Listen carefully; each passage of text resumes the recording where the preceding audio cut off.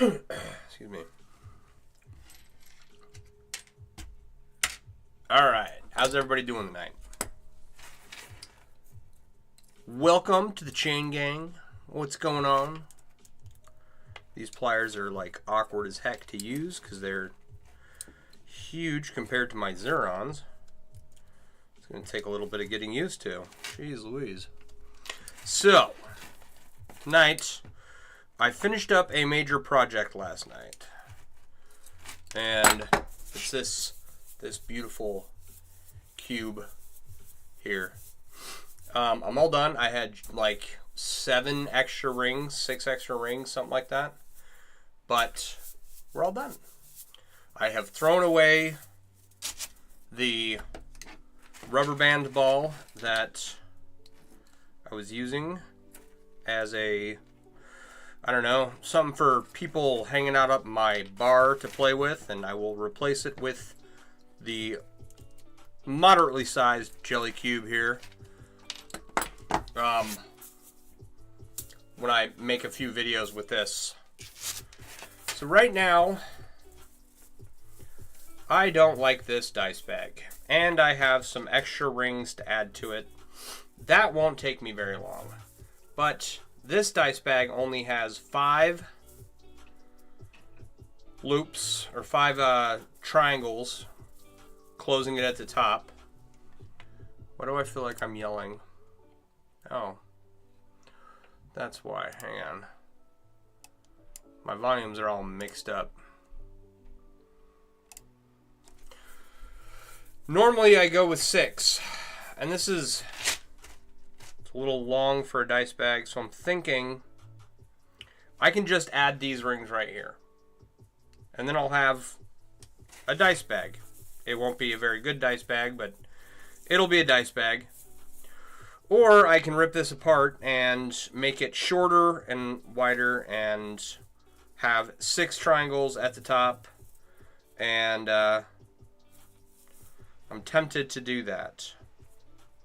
How much is a decent sized cube to make? Cost-wise?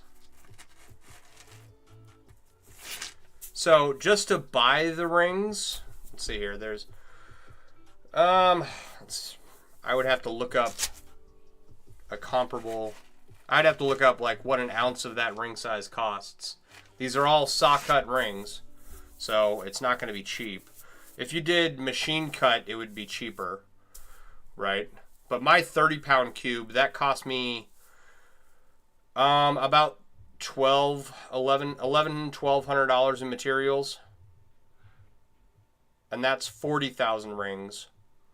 This is 18,000 rings, so I'm going to guess at saw cut ring prices, I don't know, $400 or $500 for the supplies.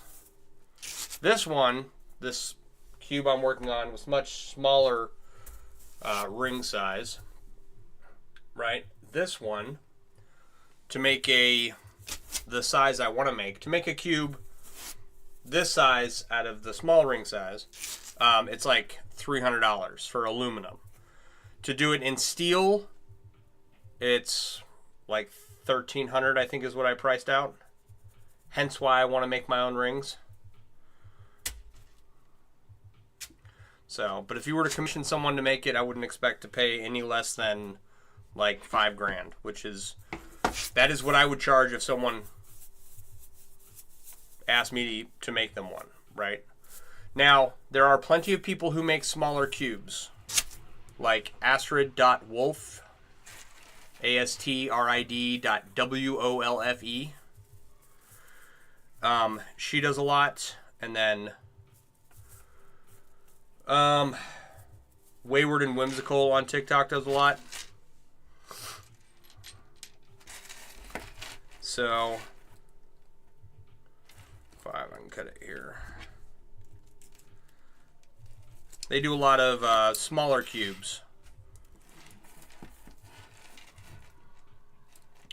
And you'd have to talk to them about their pricing. Thanks for sharing the live. Appreciate you. Such and Sundries, how you doing? Man. These pliers are going to take some getting used to. I think we should rip this apart, make it shorter and rounder, and then go from there. That's what I think. Which seems like a lot of work. You know, why would you do this? Why would you waste your time doing this? To make a product that, or to make something nice, right, that I'm happy with, I don't care for how this dice bag is right now. So, I'm like, why don't I order more rings? Because these are no longer manufactured by the Ring Lord. So I can't get more rings. Oh, that's bad. In this size and shape. They have the rings that they make now that are made from square wire. The wire is much, what do you call it? It's much more cornery. Is that a good way to state it? Mech, how you doing? Oh, I'm tearing apart a dice bag. I want to make it a little more dice baggy and less chainmail pregnancy prevention device.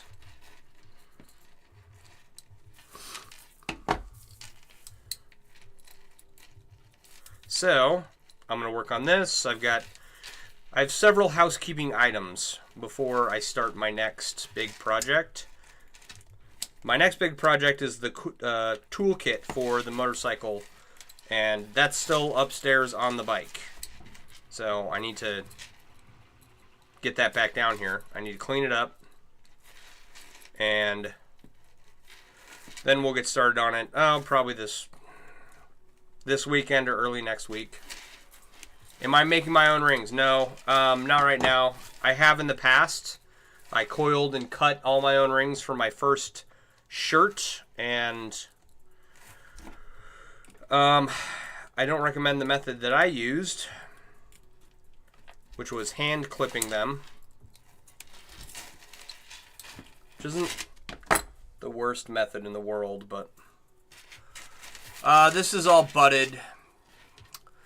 That goes in conjunction with the previous question. How you doing, Trexler? Michelle, how you doing? So I have plans to finish my riveting setup this year. I went and got a job so that I could go out and purchase all the tools that I wanted to add to my repertoire down here in the basement. So, riveted rings will be coming in the future at some point.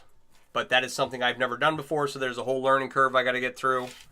And it'll be fun. It's just, not that fun. Alright, I want to take out this queen ring here. I need a little more space. So we're tearing this apart, we're resizing it, and then we're going to put it back together. And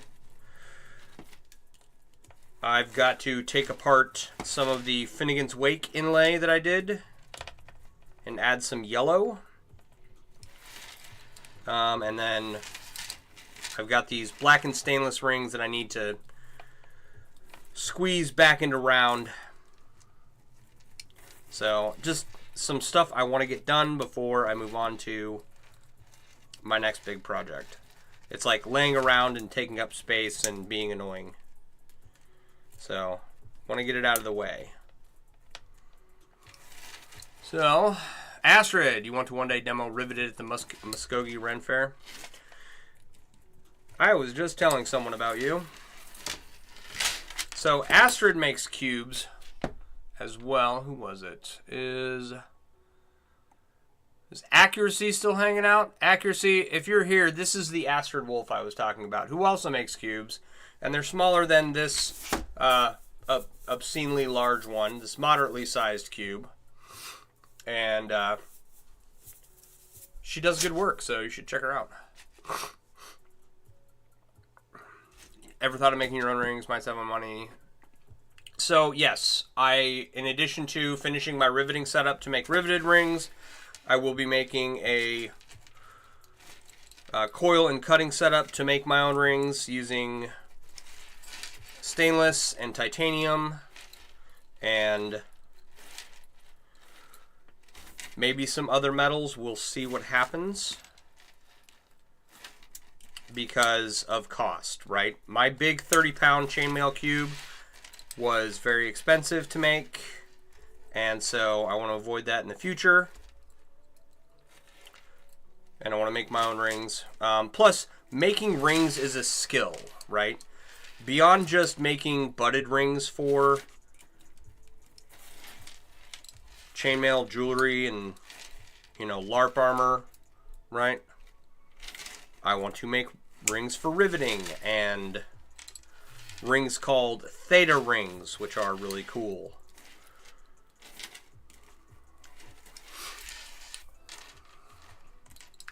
Why the upside down face?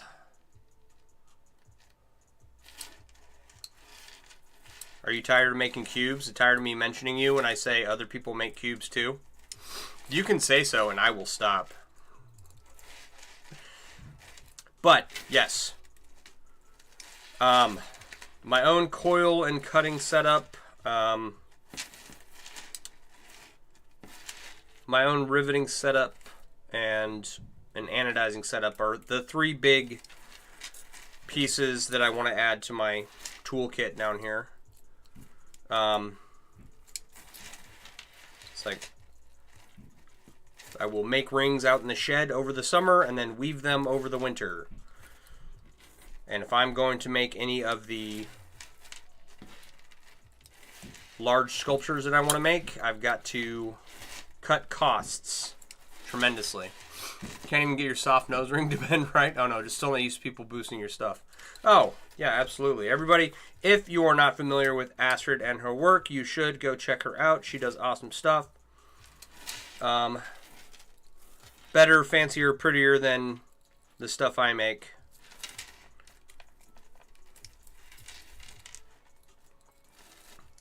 She is another excellent chainmail artist in the chainmail community. And she's one of the artists I would recommend, okay? And that is not that my opinion means anything, okay? I want to make this very clear. I stand on the shoulders of giants, people who have forgotten more about chainmail than I'll ever know, right? But I saw today someone who said that they made a living off of the chainmail that they sell, and in a comment section of someone asking about a chainmail shirt.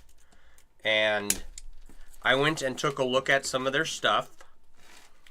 And when I say that it was basically garbage, I mean that with every fiber of my being. Okay? It's like, what he was selling was just junk. Okay? No polish to his rings, he's using galvanized steel for a bunch of stuff, which I don't recommend. It's not against the law or anything, but I think that galvanized stinks. and I don't use it for anything after start. It's great to start out with. It's great to learn on. It's not something I would continue to use with the number of supplies that are, I'm sorry, with the number of materials that are available to people today, right? Like stainless steel, titanium, anodized aluminum, anodized titanium, silver, gold, not gold plated, but there's gold rings. It's got brass, or no, it's got bronze on the inside, and then it's got a gold layer on the outside, right? Then you have your base metals like your bright aluminum, copper, brass, bronze, right? All of those are better than galvanized steel. Okay? Can you take galvanized steel and turn it into something nice? Yes. If you don't do that, then essentially what you're making is it was just hot garbage, okay? Galvanized is great for beginner projects when you want something heavy. Yes, galvanized isn't skin friendly. Agree. Very much agreed with those two statements. Okay, I need to figure out what has gone wrong down here. I have 1, 2, 3, 4, 5, 6 down here. Well, 5.5. And then I've got this gap ring here for some reason. Is that from? Oh, I know what that's from. Okay. I know what I did there. I did something silly. Don't be like me. Make things the right way the first time. Anyway, and then the comment section was from a bunch of people. It was a Renaissance Festival page that it was posted to. And every Tom, Dick, and Harry had their 2 cents about chainmail and how to make it. And it was just a lot of really misinformed people talking about something they had obviously no idea about. Right? Needless to say, I was not a fan. Alright, do we have everything oriented correctly? Except for this side.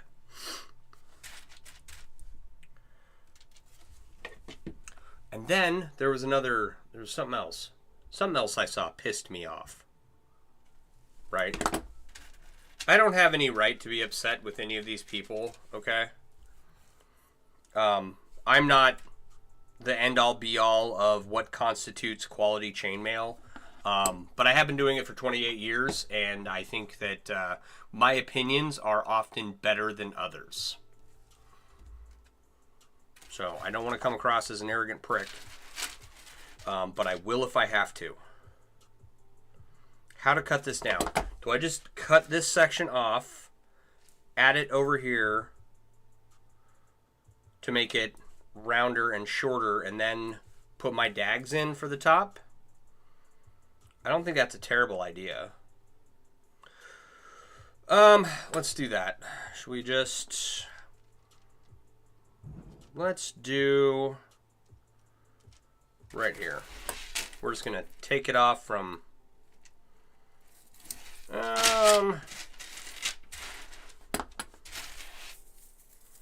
This is kind of... yeah, about 3 rings down. Okay.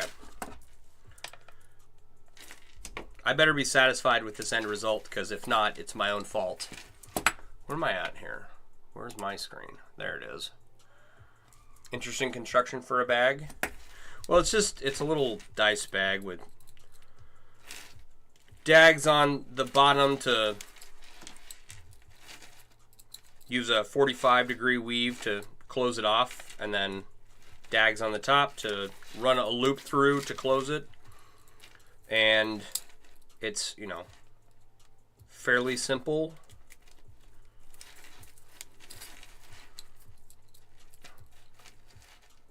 I'd make it more elaborate, but this is all the rings I have of this style, where it's square wire, but the edges are like pretty rounded. And It's not going up for sale. It's just going up on the windowsill. You know, I just, when someone comes and visits the house, I don't want to have hot garbage up there. I want to have something that looks nice.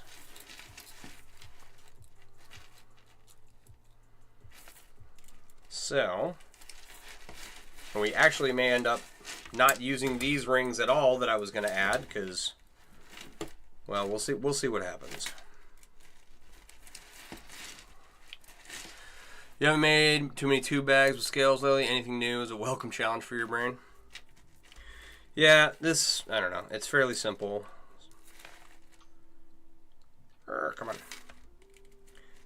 And as you and I have discussed before, scale mail is the bane of my existence. I have 2 scale mail projects I have to work on eventually. We will get to them at some point, but not right now. And probably one of the last projects that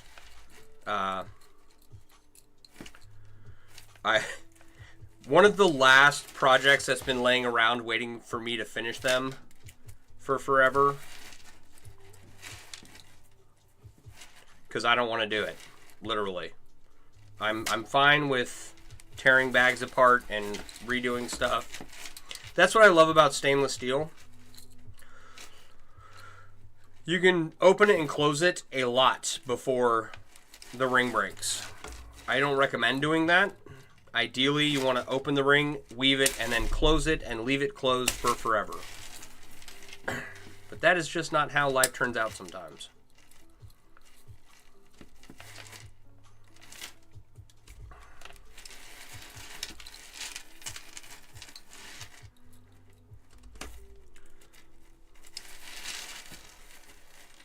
There's not a lot of let's see here. I have friends who have a differing school of thought on tearing projects apart.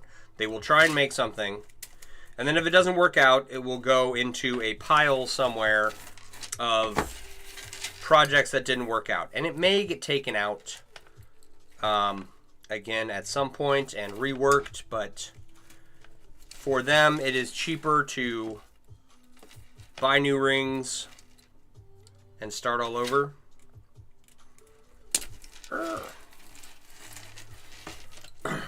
So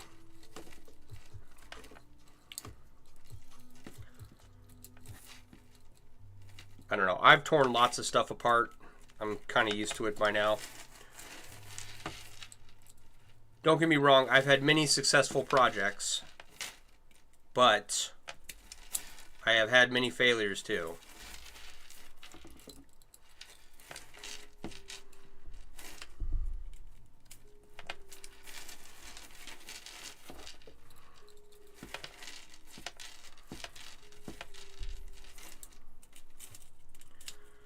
And the more I keep at it, the more successful I get. So when I have a dice bag like this laying around and it's not the shape that I want, or it's, you know, it's more chainmail child prevention device than it is a dice bag.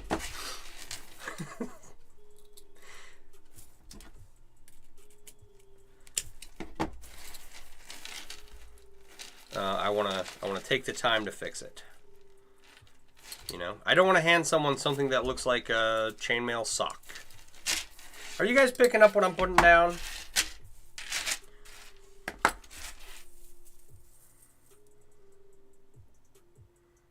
That's short enough. And chainmail would not do that job effectively. No, it would not. Okay. So as of right now,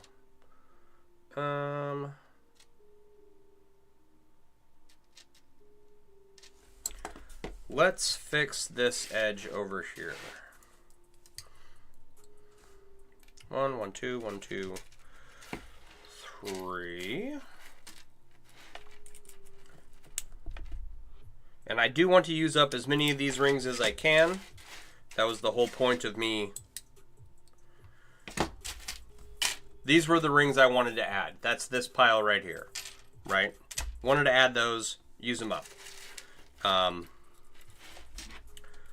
Might not end up doing that because I just took a lot of material off to reuse to make the bag shorter and rounder. We will see what happens.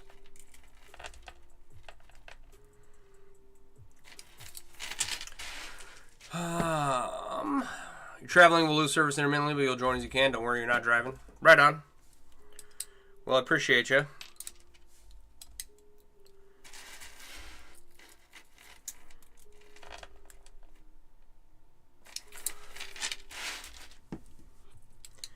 Yeah, there is a... how to phrase this. There are people who have adult interests in chainmail. I'm not one of them, but those groups and people do exist.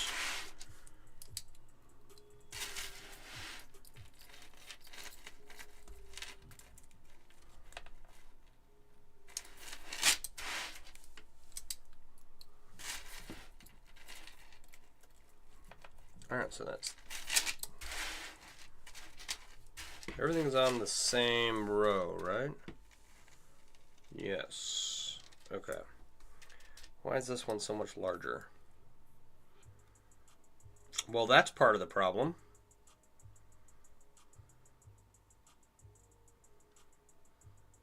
Don't like that. Okay. What is going on here?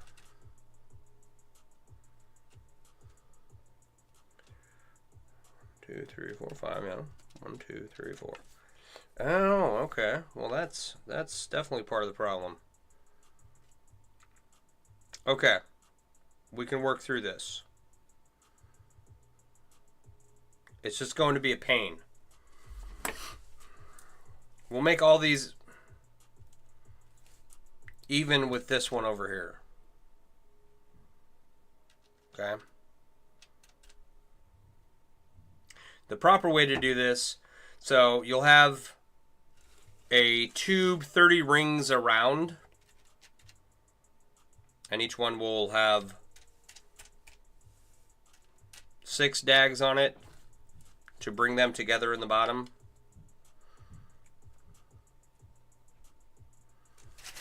Okay.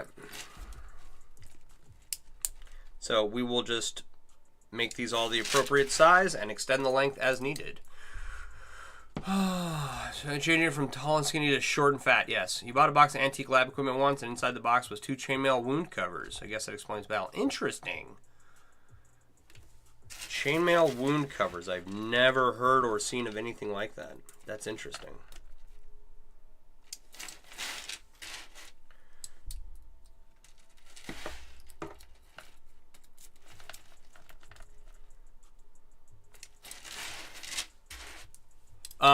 Any chance you'd be willing to send me images of those on a platform somewhere? Not Instagram, because my Instagram is hacked. If you still have them.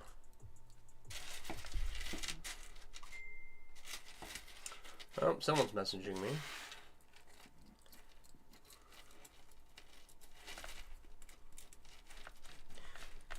I would like to see those. I have an interest in how chainmail was used back in the day. Like, it's used in every war. You can't send images on TikTok. If you want to make a video and tag me, that would be cool. But I use the same username on, where am I at? X, YouTube, Facebook, and Twitch. And I think Facebook's the only... No, Facebook and X you can send images on.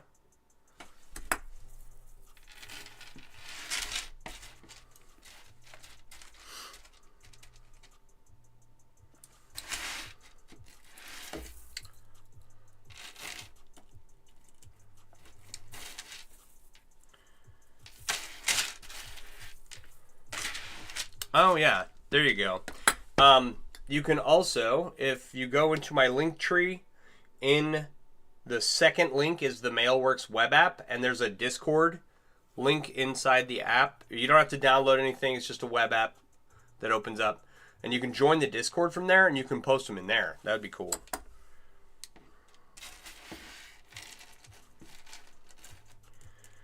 But, interesting facts about chainmail. Used in every war up to World War II. Right? In World War I, it was used as shields for grenades from fragmentation. And it was ships would have giant nets of chainmail that they would drop down and to protect them from torpedoes.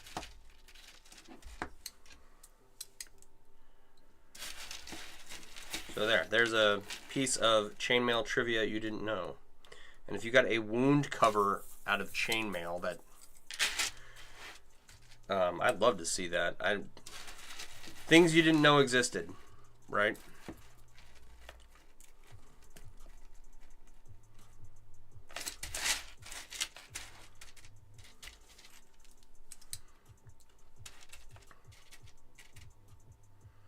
Four, five, okay. So, all right. Oh, okay, we'll try that. One is a sculpture, and you have the other one that's still in your studio. Right on. That'd be very cool of you. I'd greatly appreciate it.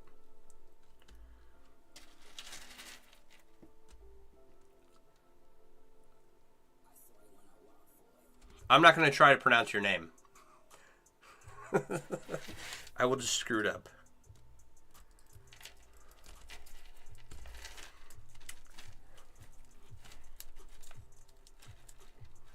All right.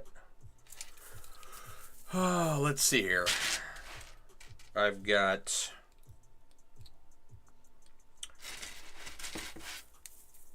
today was my second shift at work with my preceptor. Went around seeing patients, and I got to do a lot of the charting, which is probably the biggest thing I need to learn. Right? Nursing care is nursing care, right? It's not all the same at every company, but it's pretty much the same. And not saying that my skills couldn't use some sharpening. It's been 2 years since I've treated any patients whatsoever. But, you know, I'm not as concerned about that as, say, making sure that I write it all down in the right places.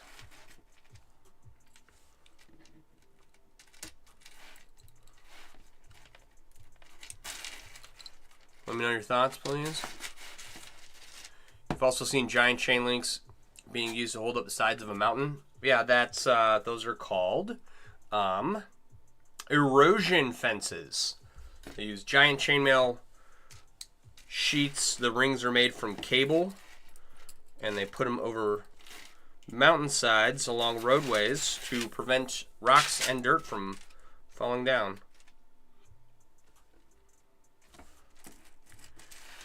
I've got a video about those somewhere in my TikTok.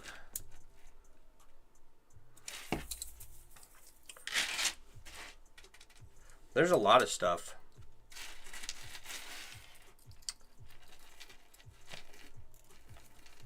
Right? It's not just pretty jewelry and awesome fidget toys. We also use it for practical purposes, like dodging torpedoes and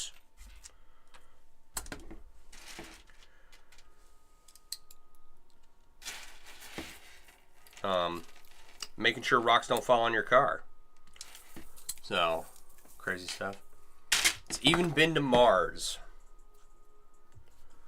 I knew that there was a lunar rover that had chainmail wheels that was experimental. Did they send something off on a space vehicle that I'm not aware of, which is entirely possible. I don't exactly follow all of those launches and what's on them. But there was, I don't know, 15 years ago, maybe longer, the Ring Lord came. They had been working on a experimental wheel for NASA, and it was a chainmail wheel for a lunar rover. Thought the Martian lander had scales to protect. It might have scales to protect it from debris. I don't know.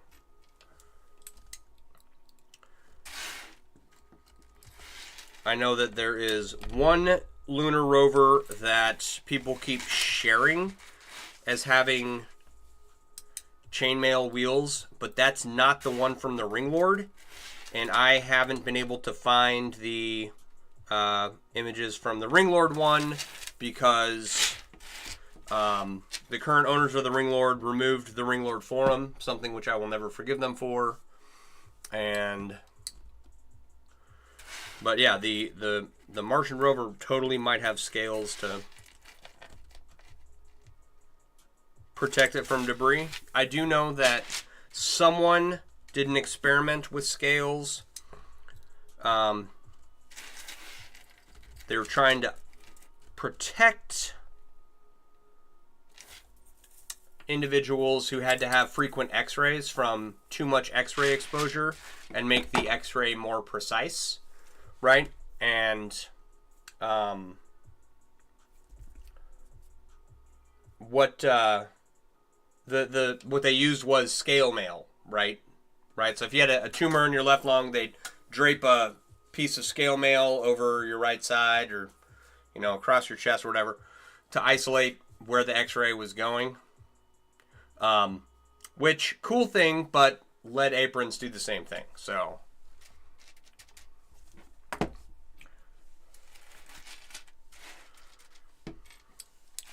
It was just cool that some scale mail person, I don't remember who it was, just, was dinking around and said, hey, I bet we could use this to help protect patients.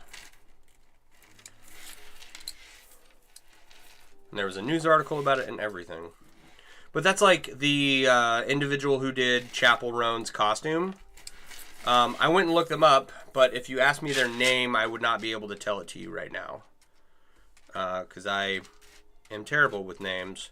But it's an important thing to know that another chainmail artist, made Chapel Roan's costume.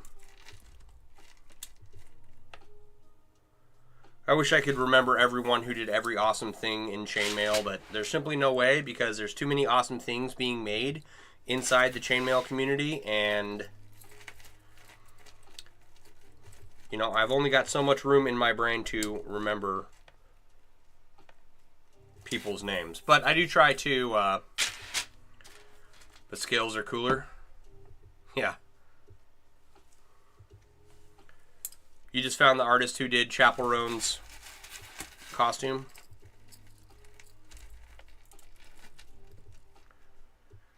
And you're like, why do you care about Chapel Roan's costume, right? Because I am a chainmail artist, and having chainmail appear in media is something that I like to make note of so that I can talk about it. And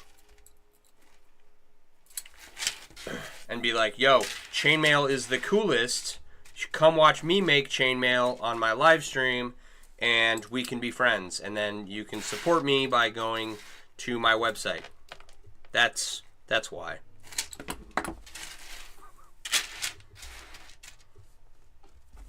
One, two, three, four, five. Okay. That's what I thought.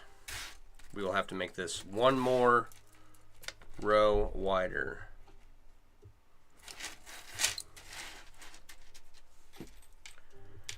One, two, three, four.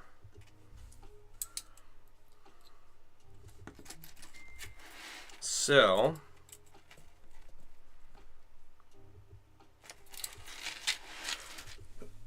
yeah, and she made that costume look cool. It's very awesome. And it's always interesting. Okay, so I belong to almost all the chainmail groups that are out there, right? It comes through my Facebook feed all the time. I've seen a ton of the big projects, maybe not all of them, but definitely most of them. right? And it's always interesting to me when someone pops up who's not known to the chainmail community and does something like, I don't know, a chainmail armor set that hits screens all over the world.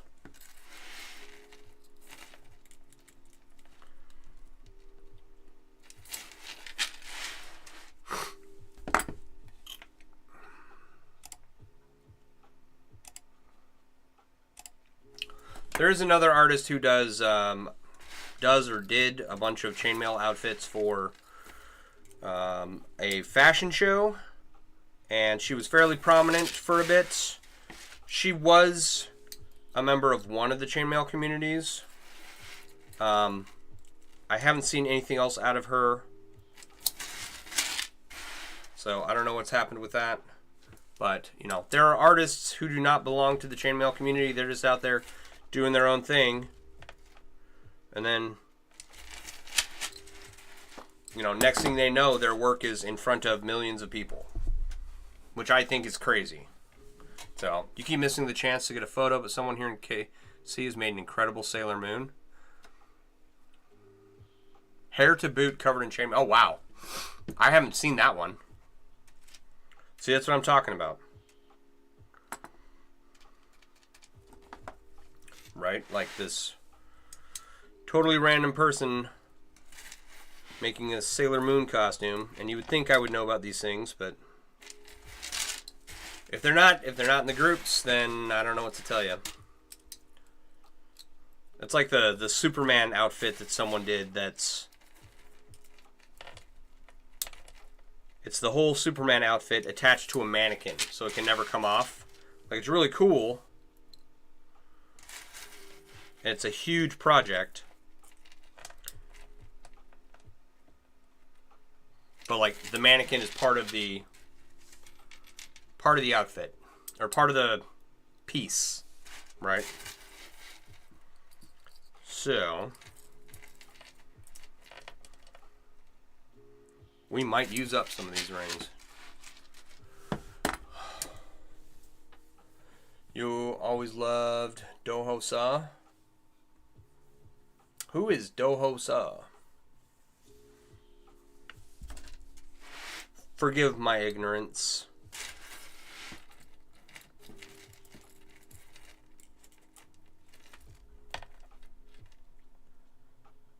It's like, here, I'll give you another example of someone popping off and getting in front of millions of screens that I don't think originally was part of any of the chainmail communities that I'm familiar with.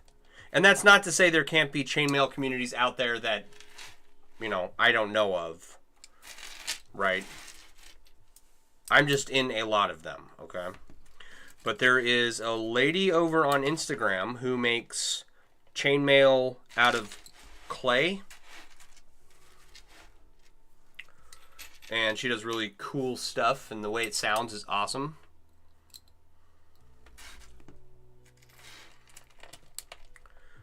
She does multiple fires and glazes everything, or was starting to experiment with glazing everything, which is a hard thing to do. So a lot of people, it comes up fairly often. A lot of people will be like, can you coat the rings, you know, in some sort of permanent way, like electroplating or chrome, or, you know, something better than anodization that won't rub off. And they want a steel outfit, but they want color, right? And you really can't add color to steel very much except for flame. And that is pretty impermanent, right? And as far as electroplating or chroming rings, the rings just rub against each other too much for the process to stick long term. He's an artist. You just remember this piece he did with dog tags. Just reminds you of chainmail. Oh, right on. You saw the artist that does the clay chainmail? Yeah, she's cool. I don't remember her name. But if you've been watching for more than 5 minutes, there's a running theme. I don't remember a lot of people's names. So that should not come as a surprise to you.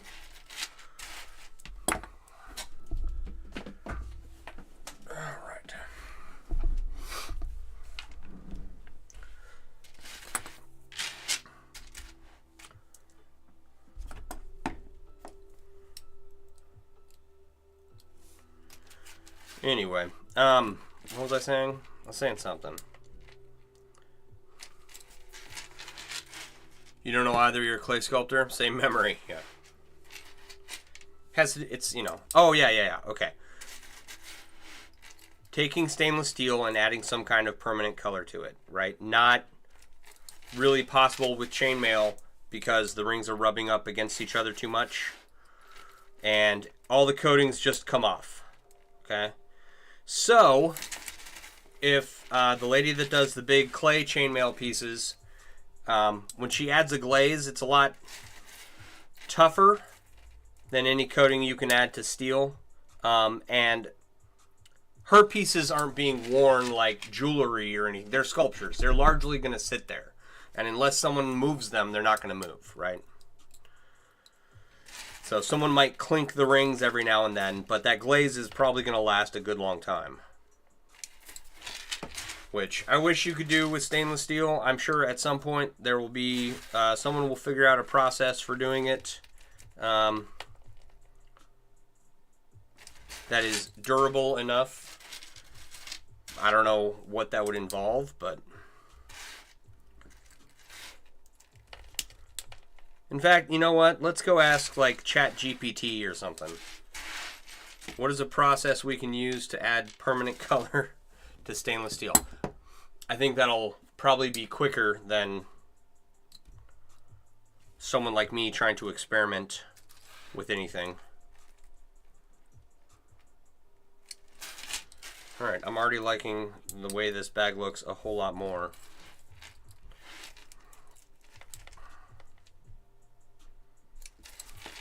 Interesting, I know the steel can be coated in slip and then glazed and fired. Really? That's a technique I hadn't considered before.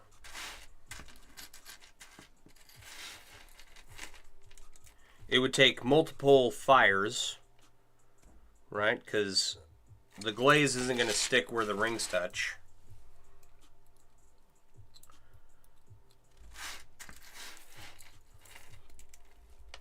Huh, there's that right there. There's a process I had never even considered. Putting slip on metal and then, correct me if I'm wrong, but slip is like the loose watery clay that forms a thin layer and you use it to attach like handles to cups and stuff. It's kind of used like glue, but it's just watery clay. It just gave you 4 different methods. For how durable is it, though? Right? Oh, ChatGPT just gave you 4 different methods. I should keep track of the words that are coming out of my mouth. I'd be able to stay on top of this conversation a little bit better. You know what I mean?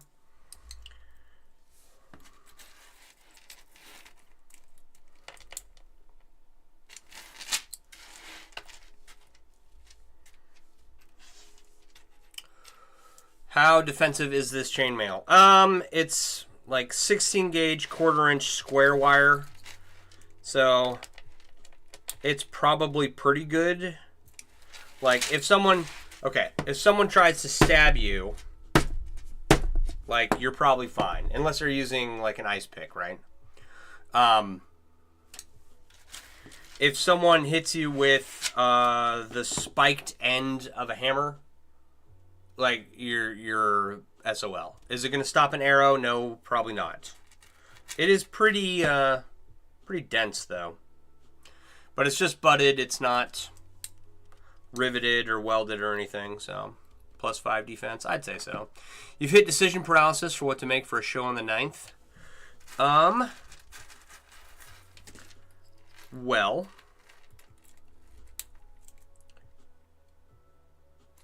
I don't know if my opinion on what you should make would be valid because I've only ever done a few shows, and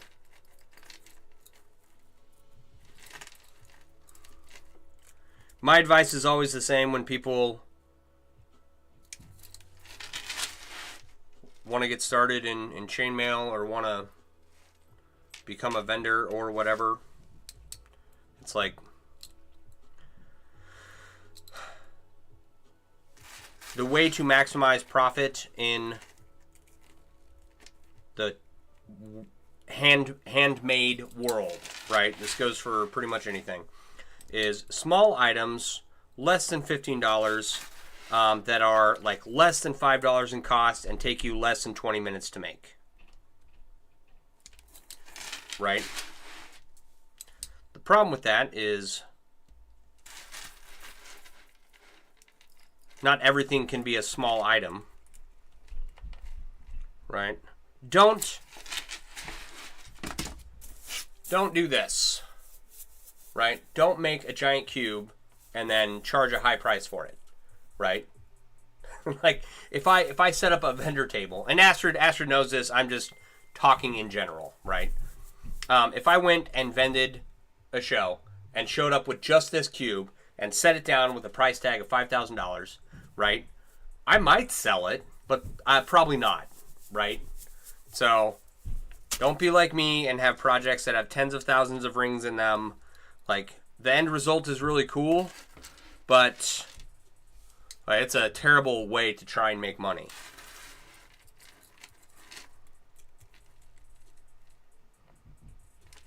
All right, where are we at? Some fancy chainmail. Thank you, Uniscorn80. Thanks for the follow. I have the one cube, no more for a bit. Send it to you, picture on Discord. I don't know when it'll show up because you have one bar. Okay. I will check it as soon as I can. Oh, you know what? I can. I have Discord on my computer. Okay, so where are we at here? We are taking rings off of here and adding them to here. Is there a faster way to do this? We could like cut and paste a little bit.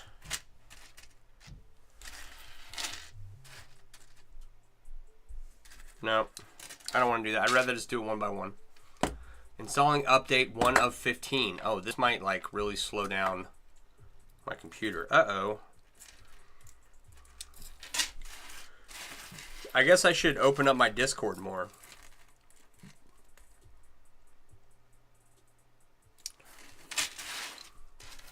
Small ones for sure, but the big one was crazy. Yeah, small cubes are fine. Making large cubes, no. Not if you're trying to make money. Right? Now, you're like, okay, then why did you make a 30-pound cube, Sean? And I understand your concern. Because I'm not a vendor, and I have a different goal than people who vend and do shows. And my goal is to have a art exhibit where my stuff sells for lots of money, as opposed to vending multiple shows and you know, turning a profit that way, right?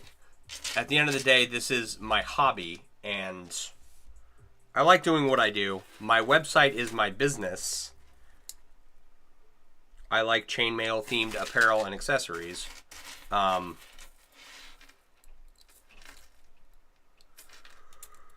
So, like that, eventually I will make some smaller chainmail items and take all my apparel and accessories and go do shows at some point. But that's probably not going to be for several years. So, because art. Yeah, that's right. And I can only speak from observation, right? I see the people who vend, and I see the stuff they make. And it's all relatively small stuff with using a small number of rings, trying to sell it at a price range that is profitable for them, and not so much that someone balks at the price, right? It's like people come and ask me all the time. In fact, at the beginning of this stream, you know, what does a cube like this cost? It's $5,000 minimum. Okay, any chainmail artist who is, you know, does this for a living, that is the ballpark of what they would charge you. And you're like, oh, that's ridiculous for a fidget cube. I agree. I didn't make that thing to sell. I made it to replace my rubber band ball fidget toy that I had at the bar. So now I have a big cube instead of a rubber band ball that is falling apart. Sometimes you think it wouldn't be if we were even paid by the hour. We love what we do. Yes, it does take a lot of, I want to make stuff, right? And here's the thing. Okay, so I slogged through this cube to get it done, right? I really was ready to be done with this quite a while ago. But now it's done. I'm happy. I've got the result I want. This is a commission. I did not have the supplies on hand for this cube, and I've had to reorder rings twice, which sucks. Once I had to wait for a restock by the supplier, and the second time, right, the bronze rings were in stock, so I didn't have to wait. I just ordered them, and they should be on their way soon, right? I'm suffering through this one right now. I'm almost done. Get that last ring order in, and then I'll finish it up and ship it off, and then it will be a long time before I take another commission that size.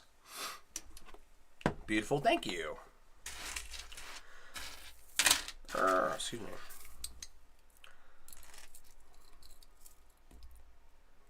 So what I observe, the vendors, the people who vend,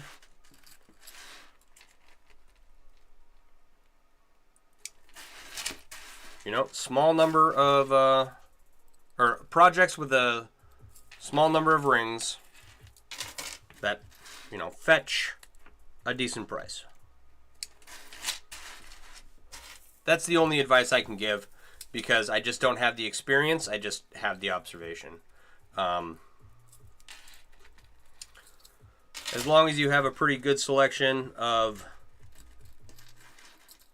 like, if you have jewelry pieces,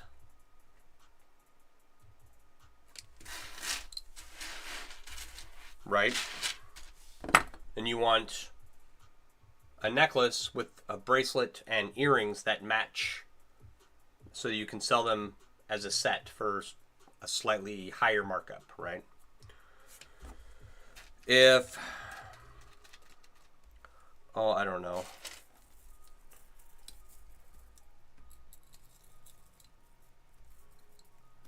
I'm trying to think of what other, you should definitely develop your own style, right? You want to stand out from other chainmail artists. I know a few who add, like, okay, let's take this bracelet here, right? This bracelet's got these stainless steel beads on here, okay? Nobody else does that pretty much like this. Other people add stainless or titanium elements to their work that aren't rings. But only I do this, from what I've seen, right? My stuff is different than everyone else's, in some way, shape, or form. So you should definitely be doing that. And like I said previously, I'm not trying to tell Astrid any of this. She's much more experienced and knows what I'm talking about already. I'm just iterating for the audience. Well, the puzzle piece of death has arrived. That means we are an hour in. All right. And it's like, okay, so I made the 30-pound cube, right? And one of the target audiences for that is vendors themselves, right? What vendor doesn't want to have a large chainmail art sculpture in, you know, somewhere in their shop, preferably like right as people walk by, so that people stop and go, what in the world is that? Oh, hey, look at all this cool chainmail stuff. Let me go see if there's any other cool chainmail stuff in there, right? No one's reached out to make an offer, but also I haven't taken a lot of really good photographs of the cube, so I'm working on that. And if nobody buys it, I'll put it in front of my own shop someday. As well as my motorcycle. Just put those items on display. No one may ever buy them, but they bring customers in, right?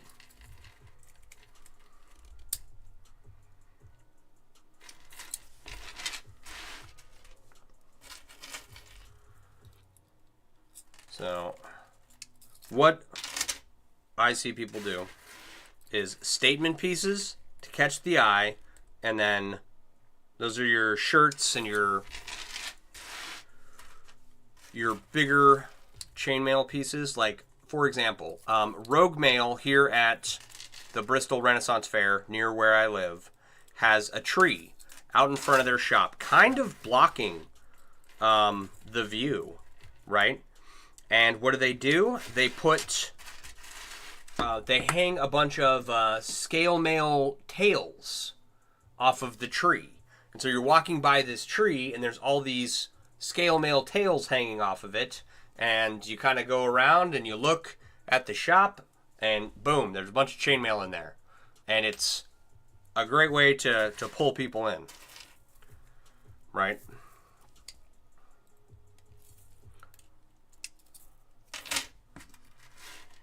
So I would not be surprised if I make some of these large chainmail sculptures and another chainmail artist who does do a bunch of vending buys one, right? Because it might be worth their time. Have you ever made a water fountain? I bet that would be amazing. I've never made a water fountain. Oh yes, you love them. We have a Wonder Woman right out front. Yeah, there you go. See, statement piece right there. Wonder Woman right out in front of the shop.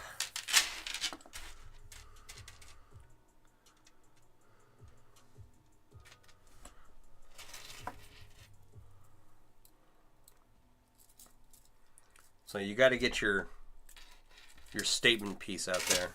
So you got Wonder Woman and Sailor Moon running around your Renaissance Fair.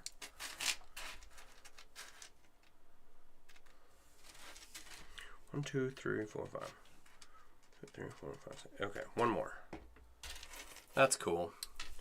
I do want to make a rain chain. I don't have anywhere to put one on my house. And that's a chain that takes water from the gutter and drains it down into like a French drain in the ground.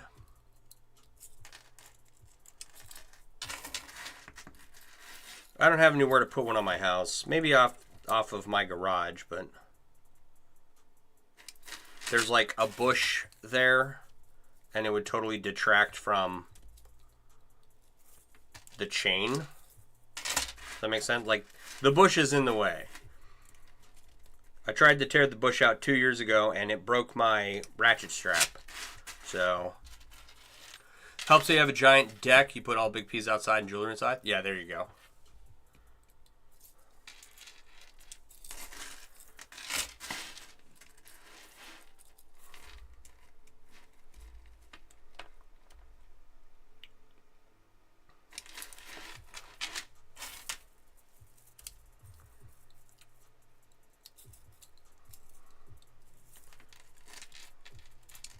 So, what do you have, like a list of things that you could make already,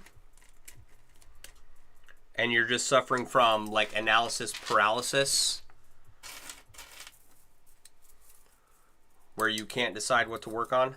Do I ever do workshops? No, just this. I don't do anything in person. I'm not opposed to it. I've just never had the opportunity at the right space, right?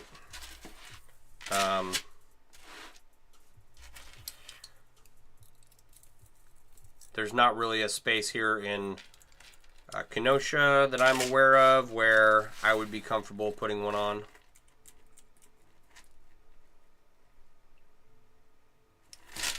Yeah, just what to start first to many things, not enough time. Yeah, okay, I gotcha. I understand that. Well, I mean, that's like this mess I have over here. What's the next project? And I was going to go upstairs and grab the toolkit, but I need my leather table to punch all the holes and everything that I'm going to do off camera. So, and I will actually probably do that this weekend. A little bit of work.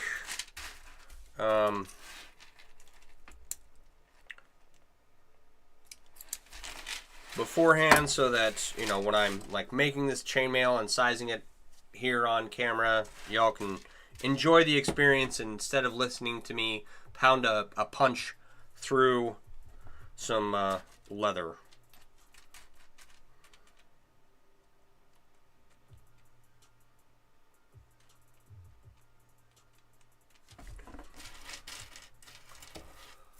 You know, the second you start, you're going to find something new to try and make. That's right. That's right. It shouldn't be any other way.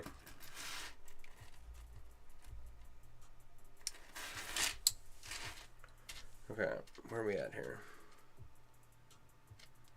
I need to remove some material over here so that I have a straight line up. 5.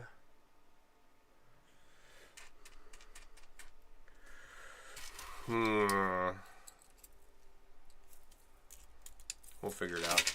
What time? Oh, it's 9:07. That's not bad. We might actually get all this put back together almost before 10. Coming along rather nicely. I think I've seen that leather punching ASMR on TikTok around 2 a.m. Nice. Yeah.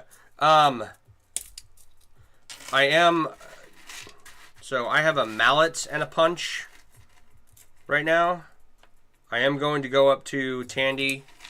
I've got to buy some more leather from them for the guitar straps that I want to work on, and I will buy the punch press that you just pull a handle down and it makes your hole where you want. I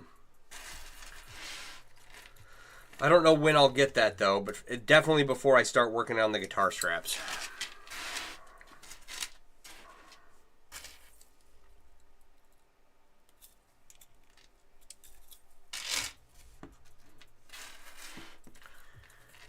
Because that's going to be a lot of work. I don't want to fight the leather that much.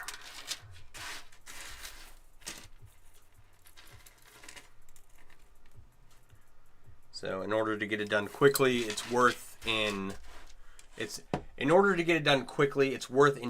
in I don't know what they are, $150 press guitar straps. It's pretty smart. Yeah,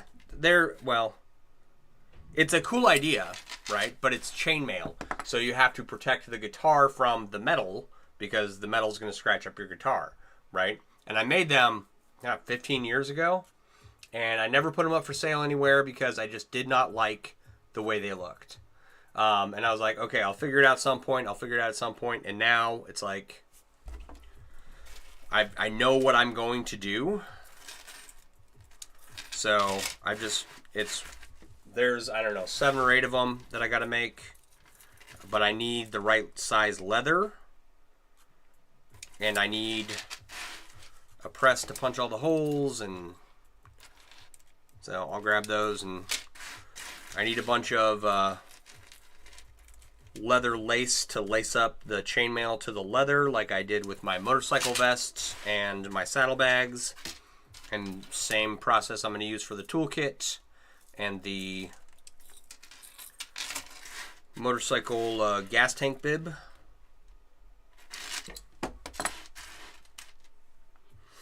Okay, so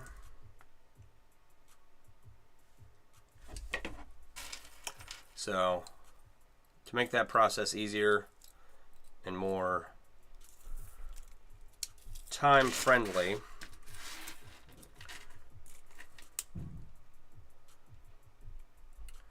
it's like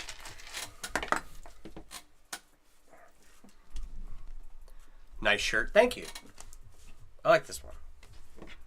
I don't know why I just grabbed my boobs there, but so you can read it. It says, it's never a war crime the first time.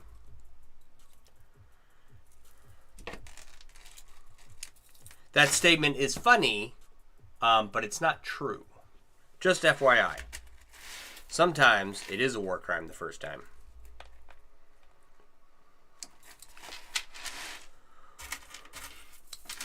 Oh, excuse me.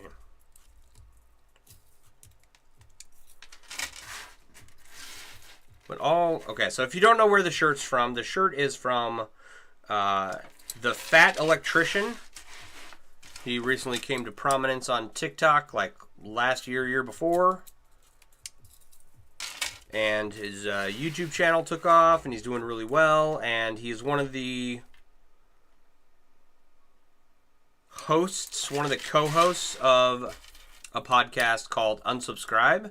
I was watching Unsubscribe before he ever became a co-host. And it's a podcast about done by some former military guys for the most part, and they interview a lot of former military and whatnot. Thanks for the follow. Appreciate you. And they are an inspiration in the idea that you can get out of the military and be successful, right, in media. Okay? So people that are successful in media are vets are like Rob Riggle. He's in a lot of stuff. You'll know his face. You may not know his name. Matt Best. Most of the guys on Unsubscribe, one of them's not a vet. But there's this like they're proof that you can make it, right? And it's,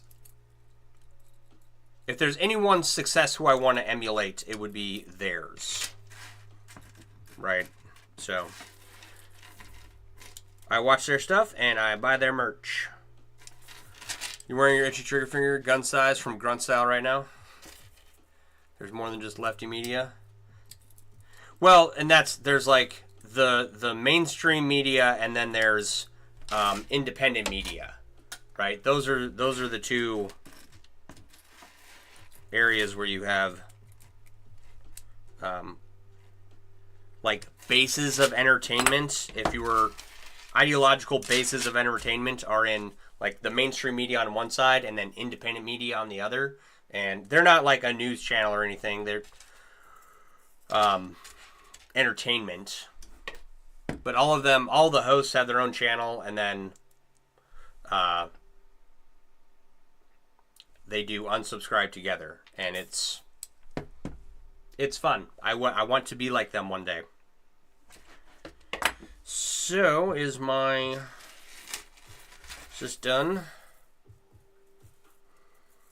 Am I ready to sew this back up? I need to double check and make sure I'm not a ring off.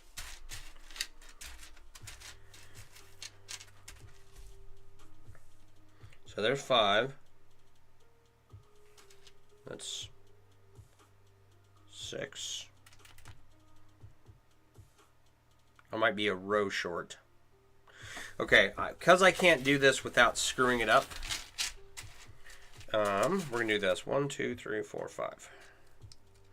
And then go... Yeah, we'll do that. Straight across here. How did the cube come out last night? It's all done. All 18,299 some odd rings. It's all done.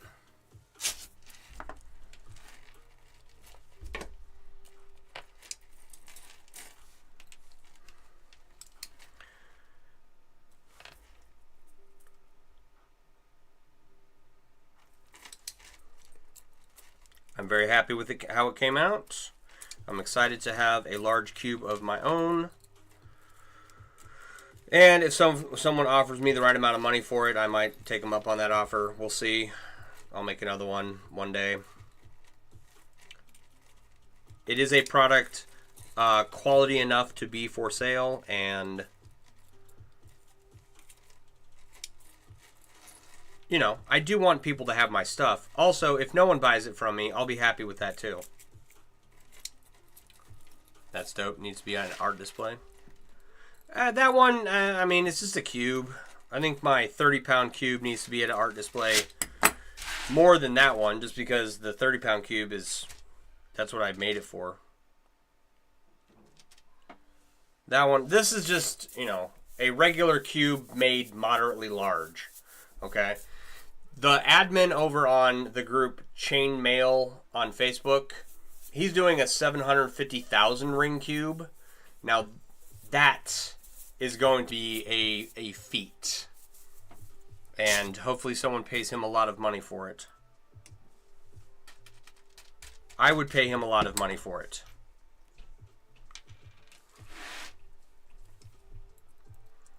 Unfortunately, I don't have that kind of money.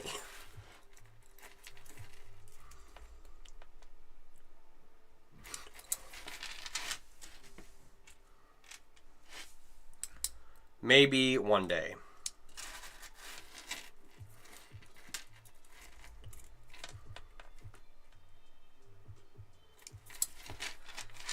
How many hours? Let's see here. Let's see. Minimum of, let's say, 705,000 divided by, I average about 200 rings an hour. So that's a minimum number of hours at 3,750 hours.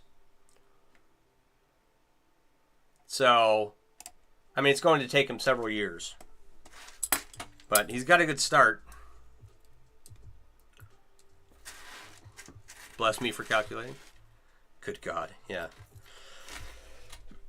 I mean, you know, 3,750 hours after work, raising kids, going to chemo treatments, all of that, right? So it's going to take him a long time to finish, but he's already got a 2 foot by 2 foot square that's like 1.5 inches thick. He's, I think he said he's a 1/10 of the way done at 75,000 rings. So,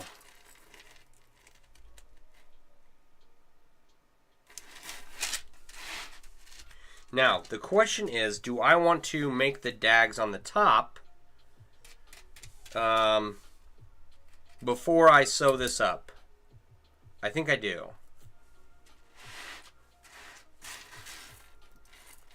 I think it would just be easier than trying to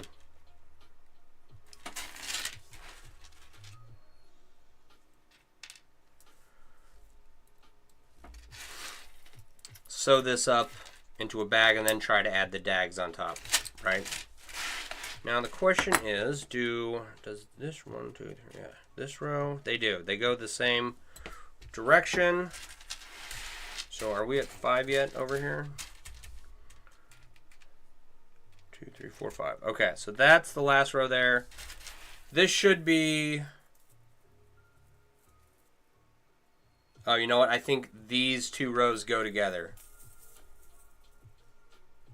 Okay, I'll deal with that when I get done. Let's see if we can make this a little simpler. That one's screwed up. Screw it, we'll just keep doing it the way we're doing it. What is that? That is potato in Paris, thank you. As a Idaho native, I'm a big fan of potatoes. I should change that to my, what do you call it? Your live stream goals. I've got like the tiny dinies on there. But being a princess potato sounds much more appealing.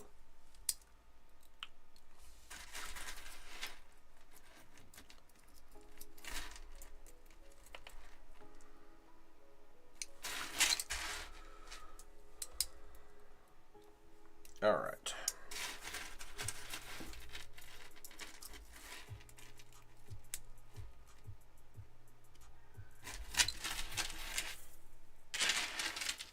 So, like Astrid, I too often find new things that I want to make around every corner, or try, or whatever.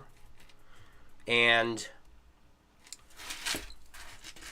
where she wants to make things for sale,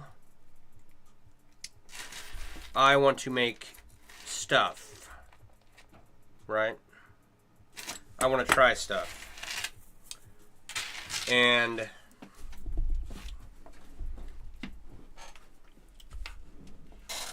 like there's a benefit to her screwing around in the long run. It's because she'll end up with like a sellable product. And meanwhile, I just end up with like piles of half-finished projects everywhere. And I'm sure she does too, to a point. You're still here, right? So I don't envy her in her position not being able to figure out what to work on next, because I know that if I did not stop myself, the pile of unfinished projects I have laying around would like triple. And it could do that like in just a matter of days. You're still here? Yeah, okay. So I applaud you on your determination to stick to finishing projects and not get distracted. It is a common thing among chainmail artists, especially new chainmail artists. But I'm not different than anybody else, really, because every day I will get, a notification that someone posted something in the chainmail group, and I'll look at it and I'll go, I want to try that. Every time I turn around. And I have to stop myself. I occasionally do try new stuff, right? Occasionally. I did one recently. Chainmail turkey for Thanksgiving decorations. You have less piles now, more bags inside a box. There you go.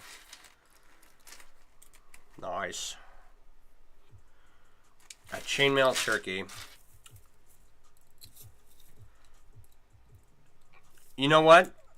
Okay, I tell you a good idea for an inlay. You know the turkeys that you draw with your hand, right? So you make a chainmail inlay of a hand turkey, right? I think that would be fairly doable. I think that would be a cool chainmail project. Like a full-on, very detailed chainmail turkey would be very cool. It would also be an intense amount of work. But I think a hand turkey would be fairly simple. Not a lot of colors necessarily. And that would make a great decoration in anyone's home. And it's always cool, like we were talking about the ceramic art lady that does chainmail with her ceramic links, right? It's always cool when you take something and make it in another media, right? Almost always. Okay? Like I have a project in mind to make chainmail in another media, right? And it's going to be a very expensive project, but worth it. Okay? If I can get it to work. House full of random pig-out sculptures, ceramic heads, and all kinds of stuff in between. Organized chaos. I don't know, you'd be terrible at this. You're a terrible knitter.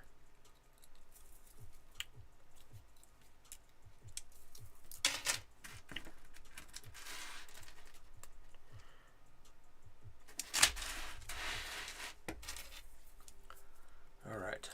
Okay, so where was I? I was...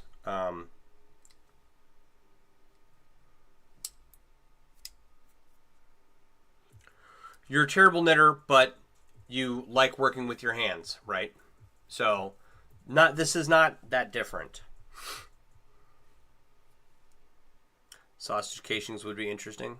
To make out of chainmail? I mean, you can do it. I can instantly think of a way to go about doing that. Insert Mike Myers as gold member saying, I love gold. You can't knit? I can't knit or crochet. I can sew holes in my clothing. That's about it. But, okay. So, I was going to say something. What was it? It was probably not important, honestly.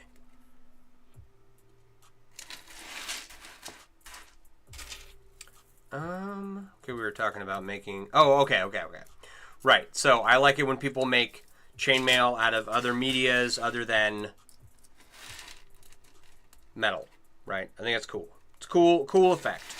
And you can do that with like any art technique, right? Like I could make a chain of chainmail, right?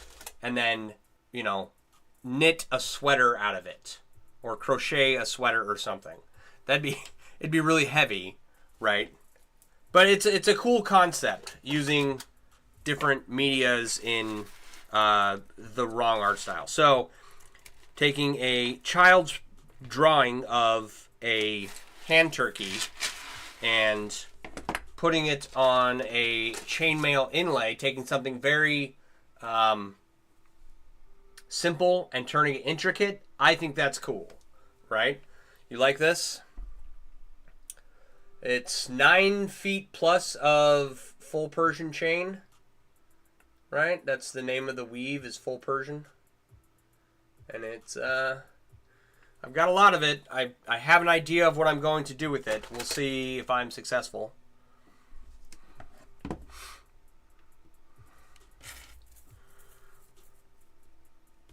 You'd name the turkey Chernobyl?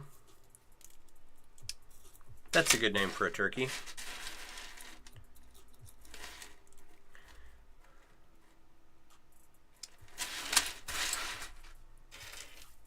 Better to name turkeys after nuclear accidents rather than never mind. I'm not going to finish that thought.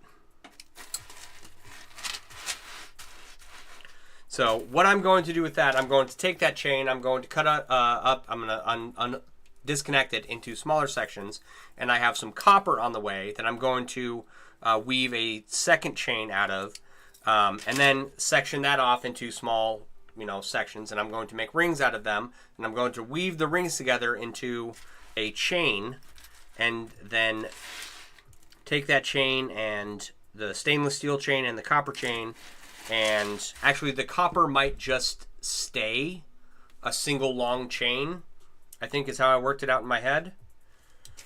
If the rings make the right, if the rings are the right size to make the same weave. I just need a color contrast, right? So I will take the stainless rings. Give me a section of this. I'll take this. I'll section it off into a bunch of little rings like so, right? And then as I make each ring, I'll take another, 2-inch, 3-inch section and weave it into a chainmail pattern, right? And then I'll take that pattern and I'll add the copper to it to make it look really cool and give it a color contrast, and it's gonna look cool. Hopefully I have enough rings and everything works out. We'll see what happens, but that's where that's going. Where are we at here? 9:30.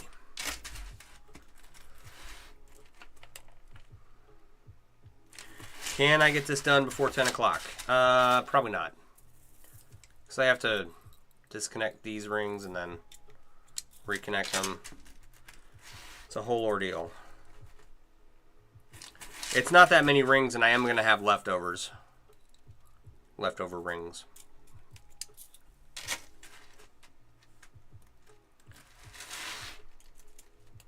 Kind of like ruining the point of even working on this product at all. It was to use up this pile of rings right here, which you can't see. These were the rings I was going to add.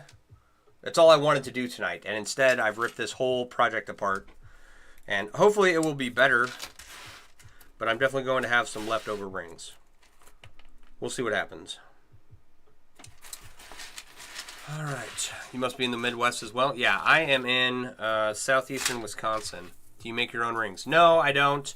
I have plans to get my own coil and cutting setup here fairly soon so that I can make my own rings, but it's really not an urgent process because I have so many rings laying around right now. Davenport, Iowa. There you go. You love it. Can't wait. I can't wait either. I'm looking forward to that. That's okay. So, toolkit for my motorcycle, gas tank bib for the motorcycle, and then that stainless and copper sculpture are probably the next big-ish projects. Come on.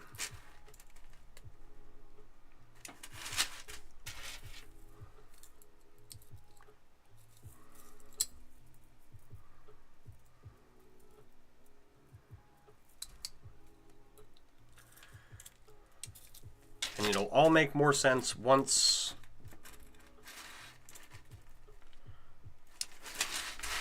it's finished, actually, is when it will make sense.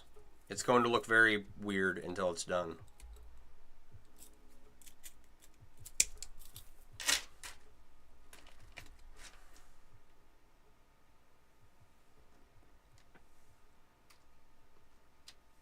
Did I screw this up?